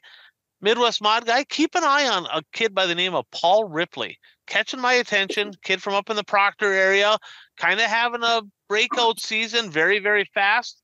Another thing here that I have is kind of a way too early who to watch, right? I've had people asking me, well, who do you think's going to win the points? Well, let's face it, it's the first week of June, right? It's way, way too early. But I'll give you a few names to keep an eye on, okay? Late models right now in the Challenge Series is going to be super fun. Tyler Peterson versus Cole Searing is going to be the story, in my opinion, of the Challenge Series. That is going to be fun to watch. Modifieds, one of the young guns out there, extremely talented. Caden Blazer, another win this weekend at Cedar Lake. And Kevin Buzzy Adams, him and Blake driving all over the countryside. Buzzy finding victory lane again. Them two are going to be fun to watch. Super stocks. Guys, it's going to be a 3-way battle. Dexton Cook, Trevor Nelson, Kurt Myers. Can't count out Sobraski. Don't know how much he's going to race, but those 3 are going to make some noise. Midwest Mods, we talked about David Simpson, Blake Adams, and the Nightmare Lucas Rodin. He's got a handful of wins as well. Street stocks, both Brower boys, Kyle Dykoff, Eric Riley, them are going to be the 4 to watch as of right now. And the most likely to have a pit brawl, the Mod Force. Kraus, this class right here, if only for this reason, there is going to be a flat-out brawl at some point this year between Dustin Holquist, Tommy Bowden, the Dean Larson, Tyler Larson crew. They're bickering back and forth like schoolgirls every single night. I talked to some tech guys, and they're like, these freaking guys don't quit. Like, they're literally like teenage girls. If there's going to be a brawl, Mod Force is worth keeping an eye on just for a pit brawl. And Coach, you're a hockey guy. I know that's right up your alley. So that's your too early to keep an eye on right there. 2024 Pick'ems brought to you by Brad Parsons Soil and Ag Solutions. So Brad, of course, a racer as well. If you're a farmer, Western Minnesota, the Dakotas, you're looking to be more profitable, get the right stuff in your spray packages to have higher yields and more profitability. To get more information on that, call Brad at 320-219-3542.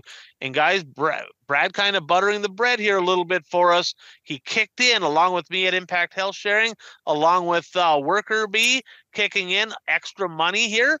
So the winner of our Pick'ems at the end of the year is going to be able to take and pick a car to sponsor in 2025. Kind of a cool deal. Thanks a lot, Brad, for spearheading that.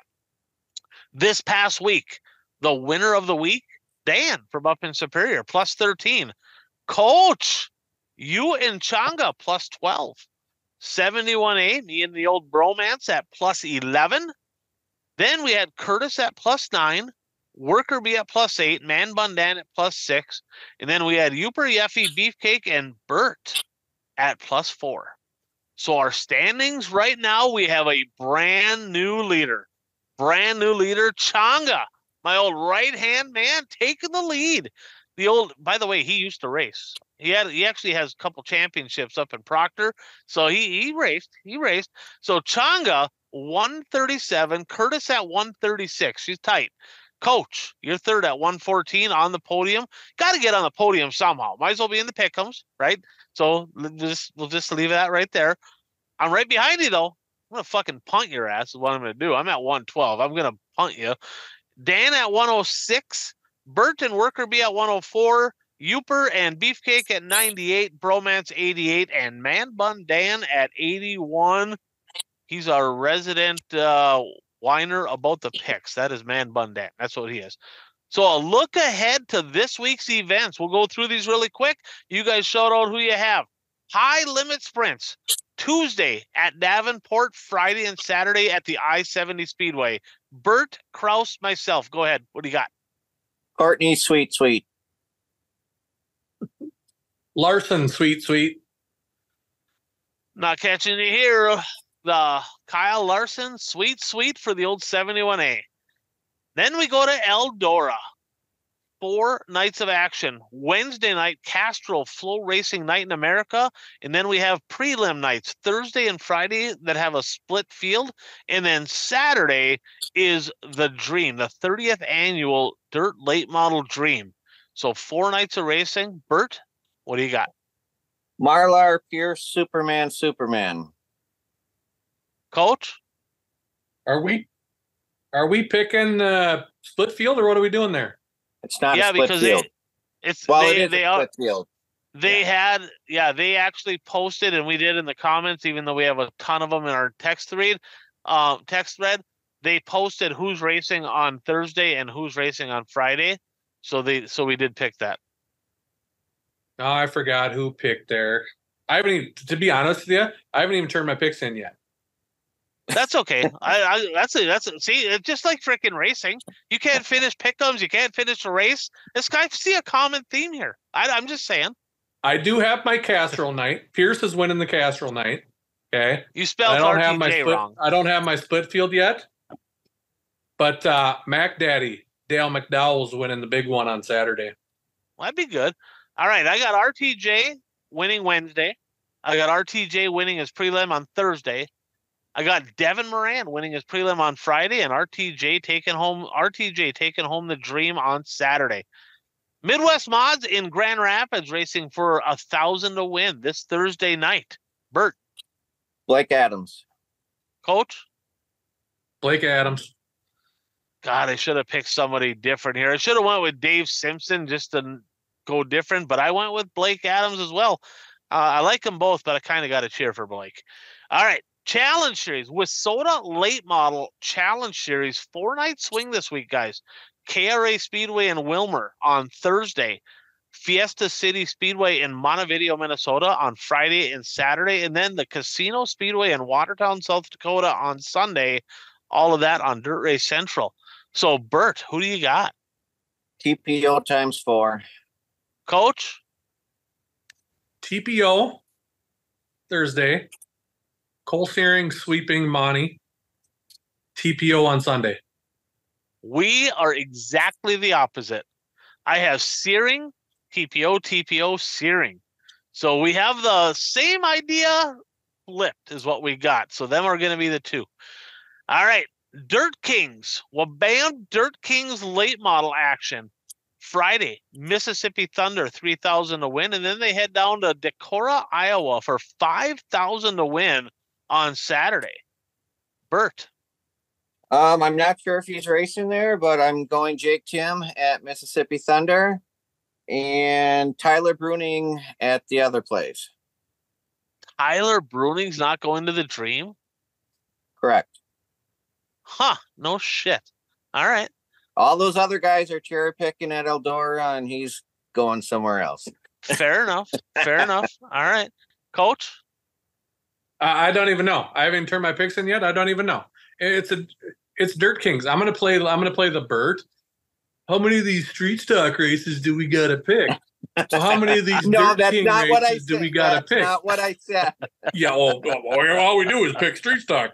What's this DRC street stock tour? What are we doing here? I don't even have I don't even know who I'm picking. Coach, I'll give you a little tidbit here. I didn't.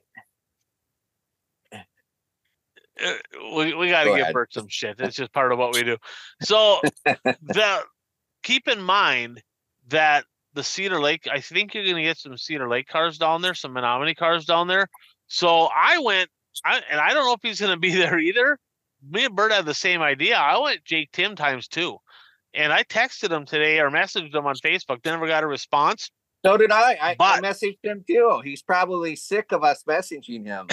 Yeah, no shit. Yeah, so I went Jake Tim times 2. I figured for sure he should be at Mississippi Thunder because I didn't see him on the list for the Dream. So, and being it's 5,000 to win at Decorah and it's like literally right across the border, I think he'll be there too. All right, my favorite series of them all, the Fast Lane Northland Superstock Series, 4 nights of action. Rice Lake Speedway on Thursday, the Dave Shackleton Memorial at the Red Cedar Speedway, Menominee, Wisconsin, Friday, ABC Raceway in Ashland, Wisconsin, Saturday, and then the Proctor Speedway on Sunday. Bert. Kurt Myers, Radetzky, Oreskovic, and Kurt Myers. All right, you kind of actually changed it up a little bit. Coach? Kurt Myers, Radetzky, Kurt Myers, Dexton Cook. And I went with the old former Ashtray Kurt Myers times 4. He's found some speed. I think it's going to be a big week. It's going to be tough to beat. I don't know where Sobraski's going. So there's another wild card. He could be in the conversation. I don't know where Dexton Cook's going. But I'm going to go Kurt Myers. World of Outlaw Sprint Cars kind of come to our home turf here. Grand Forks on Friday. Ogilvie Saturday. Bert. Macedo Gravel. Coach? Odenchild Macedo. Gravel times 2 for me. And then with them on Friday night, the NLRA Late Model Series is going to be running head-to-head against the Tri-State and the Challenge Series and the Dirt Kings. But the NLRA Late Model is running with the World of Outlaws Friday night at the River City Speedway in Grand Forks. Bert. Edgington. Coach? Brad Sang. I'm going to go with Mike Gresseth. I feel like he's going to be a guy to beat. I'm not 100% sure he's going to be there, but that's who I'm going to pick. And then last but not least, the Dirt Race Central Wissota Street Stock Series, a doubleheader at the Fiesta City Speedway in Montevideo, and then Redwood Speedway on Sunday. Bert? Adrian, Kyle Dykoff, and then Eric Riley. Okay. Coach? Dykoff, Vogel. And I'm going to go Colton Brower the first 2 nights at Montevideo and Eric Riley as well. So that is our pick'ems right there. 3 bold predictions to close this thing up. We make 3 predictions every week, sometimes bold, sometimes Bert makes the pick. Actually, I should say Beefcake because he has not been bold at all. And we keep track of those, and we had a few come off the board. So, Bert, you had a few. You said Hudson O'Neal would get a win this weekend in his own car. Boy, was that a bad beat right there because he won in the Rumley car. So, close, but no cigar. Close, but no cigar. You said the World of Outlaw Sprint Cars would have 22 or less entries at Beaver Dam. They have 31, didn't they? Yeah. Which is good up there. Good. That's why I picked what I did, because I wanted to see them have a good car count. There you go. Way to be a team player. But Bert, you did say that Benji Lacrosse, one of the best drivers in for sure Eastern Wisconsin, really talented racer, he'd make the A main at the Big Deal. And he did. He did. He won a heat race, had a good night, and congratulations, Benji Lacrosse, on making the dance. All right. Then we got good old Uper Yeff here. He had 4 come off the board. He said that big, sexy Brandon Overton would be winless in Hunt the Front late model action and would lose the point lead this weekend. Well, he won night number 1, so that is not accurate. He said David Gravel would be winless this weekend. He was correct there, but he said he would lose the point lead, and he did not. He said a Minnesota or Wisconsin driver would win the Big Deal. Nope. But he did say this. The A main of the Big Deal at the Mississippi Thunder Speedway would finish after midnight. And that did happen. So that was from a few shows back. That was correct. All right. I had, looks like I had 2 come off the board. Episode number 222. I was, I think I was on drugs. Might have been medicated. But I said Scott Bloomquist would make the show at the Big Deal. Yeah, no, not so much. Not so much. And then I said that the best 4 locals would be better than the best 4 travelers. And that actually was the case. I don't have it written down, but Jeff did the numbers on that. So the best 4, the 4 best locals would be better than the 4 best travelers. I got that correct. Coach, you had 3 come off the board here as well. No Wissota cars in the Big Deal A main. Thank you, Kennedy Swan. Thank you, Kennedy Swan. She messed you up there. You said 3 UMP cars would finish in the top 5. There was a shot, but I think only one, right? I think Tyler Nicely was the only one. Yeah, what's his face? Ethan Dotson was in the hunt. But you did say this: 5 different chassis builders would finish in the top 5, and I have that right here. So your winner, Cade Dillard, was in his home-built CDR chassis. Second was Jim Chisholm in a Skyrocket. Third, Jake Tim in a Rage. Fourth was Tyler Nicely in an Elite. Fifth was Dustin Sorensen in a Longhorn. Shall we continue? Sixth was Brandon Davis in his own car. Seventh was the first repeat. That was Jim Chisholm in a Skyrocket. And then we had a pair of MBs with Bobby Pierce and Rodney Sanders. That was 8th and 9th right there. So you got that one correct. That's actually that's a pretty stout one right there. Beefcake had a couple off the board here. Minnesota driver will win the Big Deal. Nope.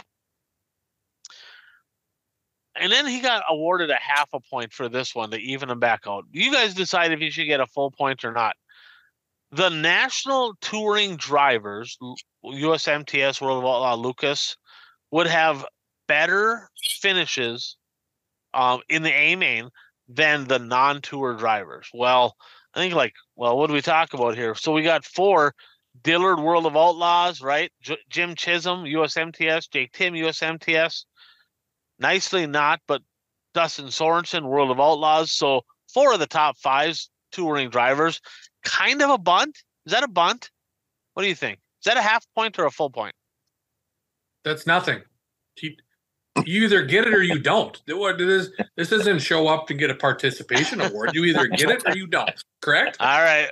Well, he got it then. He was right because they did finish better in the feature. So, all right. And then John Lackman had one here. He said there would be no IMCA cars in the big deal. And at first I'm like, ooh, that was close. We got Benji Lacrosse. Well, he had a USRA motor. So he was correct. He got that one correct.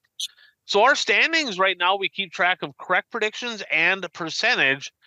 Leading the way, our Uper Jeff up there, good Jeff, he's at 16. Beefcake and Bert at 11, and me and Kraus both at 8.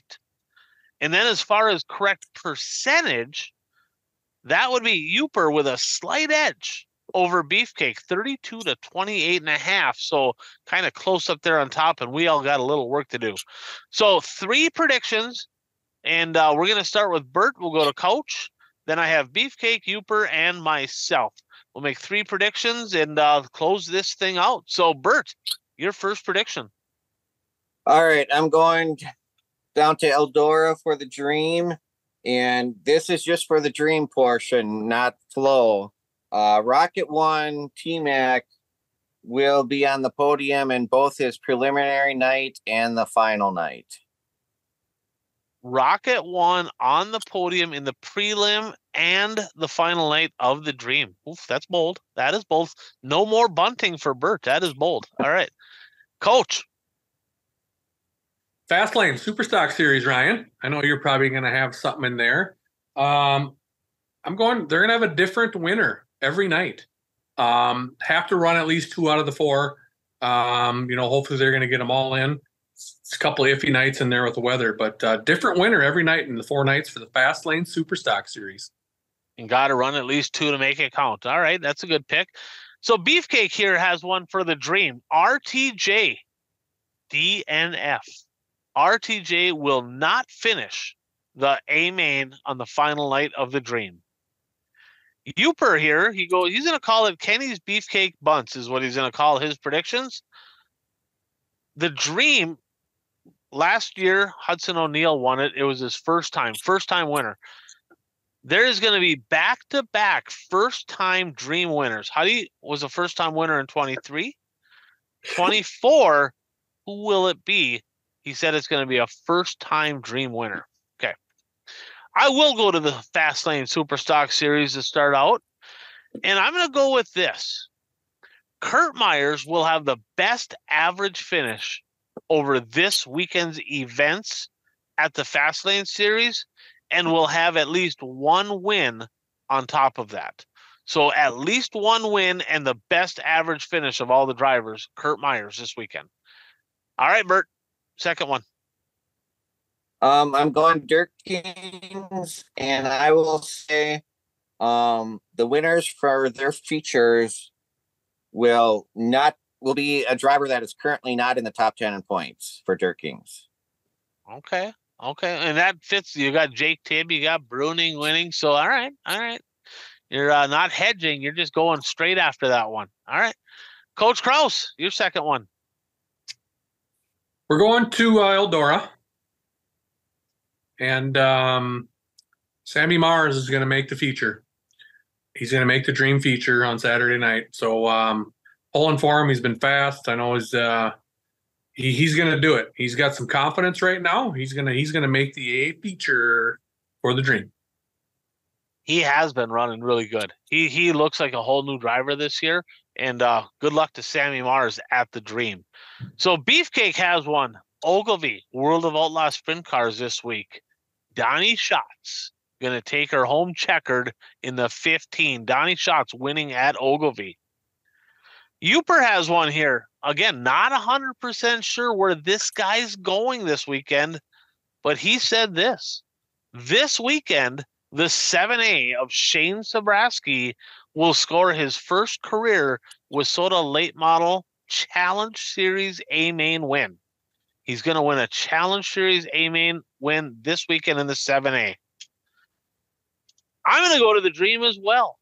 And I'm going to be like Bert, and I'm not going to hedge. I'm going to go straight at this one. RTJ will have the best average finish. Now, this counts Wednesday, as long as it races, right? So the Castro Flow Racing Night. So in order for the drivers to count towards the average, they have to compete Wednesday as well. Okay.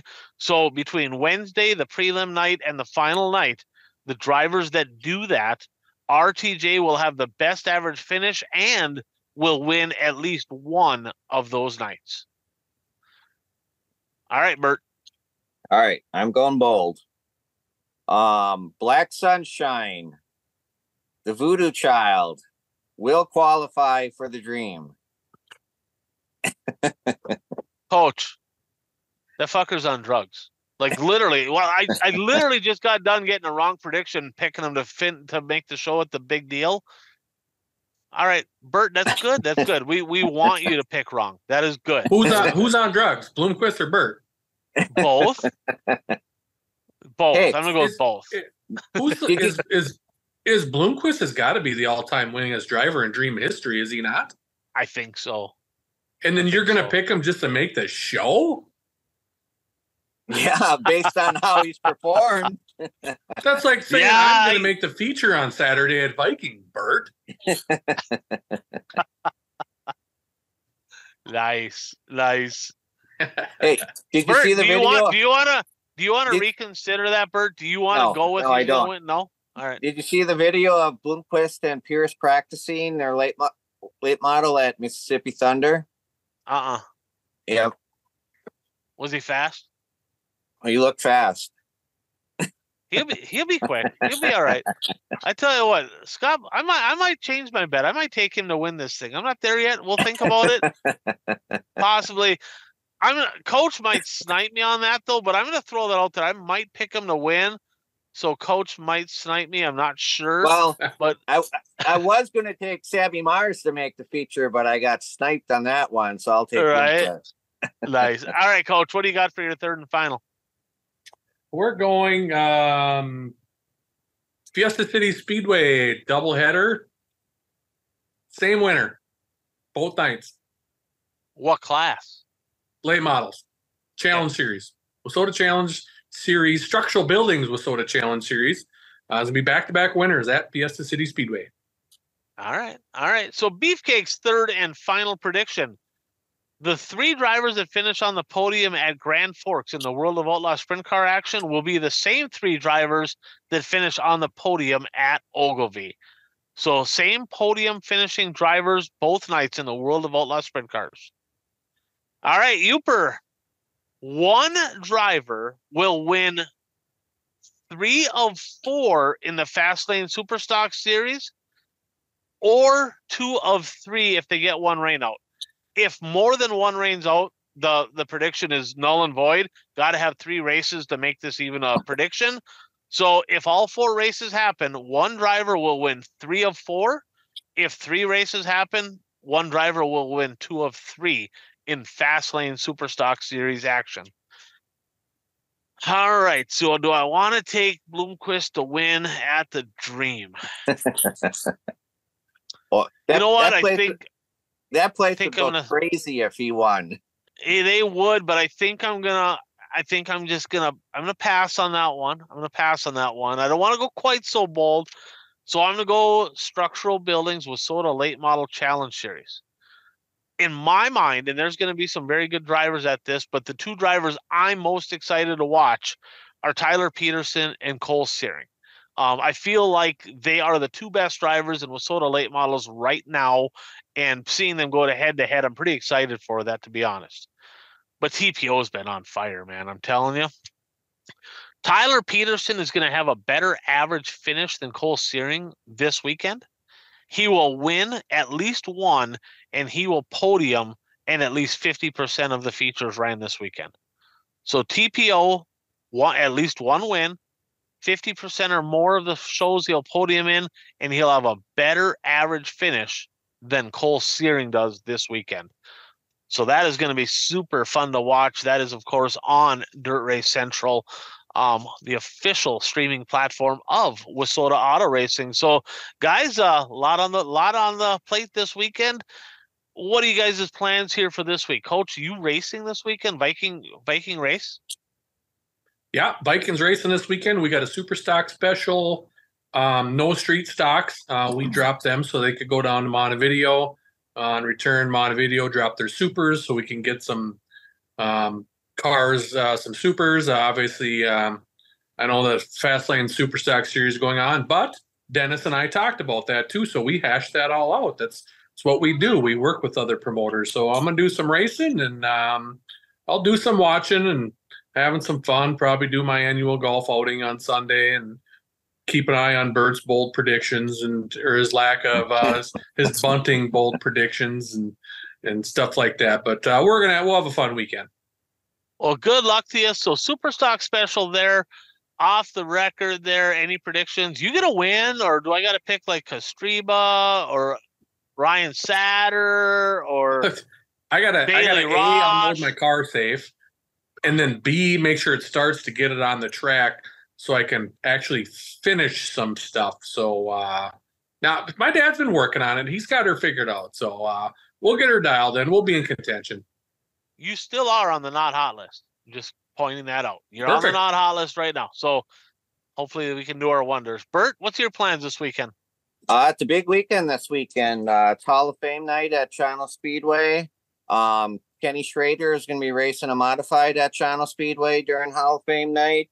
TM Miller and Verlin Gagier are going to be inducted into the Hall of Fame. I interviewed both of them this past weekend to write a story for the program for the week, and Verlin Gagier has some great stories. That guy, it was fun talking to him. I'm going to have to interview him again and get more in depth. And then what's really special for me is my grandpa's being inducted into the Channel Speedway Hall of Fame in the contributor category, because he was on the fair board for 42 years, president for 17, and he was instrumental in bringing racing and nurturing racing at Channel Speedway in the early days. So it's gonna be a lot of family, some family from Minnesota. They're traveling over for that, so it should be pretty cool. Well, congratulations on that. That's a huge honor, of course, for the family. So that's obviously super exciting. As for myself, no clue. I have no idea. I don't even know where I'm going to be tomorrow yet, because I just don't know. I know I'm getting back on the road here in about 5 minutes and going to drive south. So not 100% sure. Hopefully going to get some racing in. If I'm in the area, if I'm back in Illinois, I'm planning on going to Sycamore on Saturday. But it just depends where I end up. So we'll keep everybody in the loop. So good luck to everybody racing this weekend. Be safe out there, score some victories. Let us know if anything exciting happens. Drama, good, bad, ugly, anything in between. Let us know if you have any feedback, predictions, anything that you just want to let us know about the show. Thanks to all our great sponsors, and thanks to the fans for tuning in to the One to Go show. Thanks for tuning in, everyone. Hope you enjoyed the show. If you did, please leave a review and subscribe. It is Puka. And Goat Sports has another show out there by podcast, Facebook, and YouTube. It's the Tea with Miss McGill show. Covers hockey, high school hockey in northern Minnesota. So if you're into hockey, you can find us on podcast under Tea with Miss McGill. You can find us on YouTube or Facebook, Goat Sports Media LLC. Yours truly and Coach Reed Larson. We break it down every week. We also do some interesting interviews. We'd love to have you. So tell your friends, tell your enemies, and we'll catch you next week.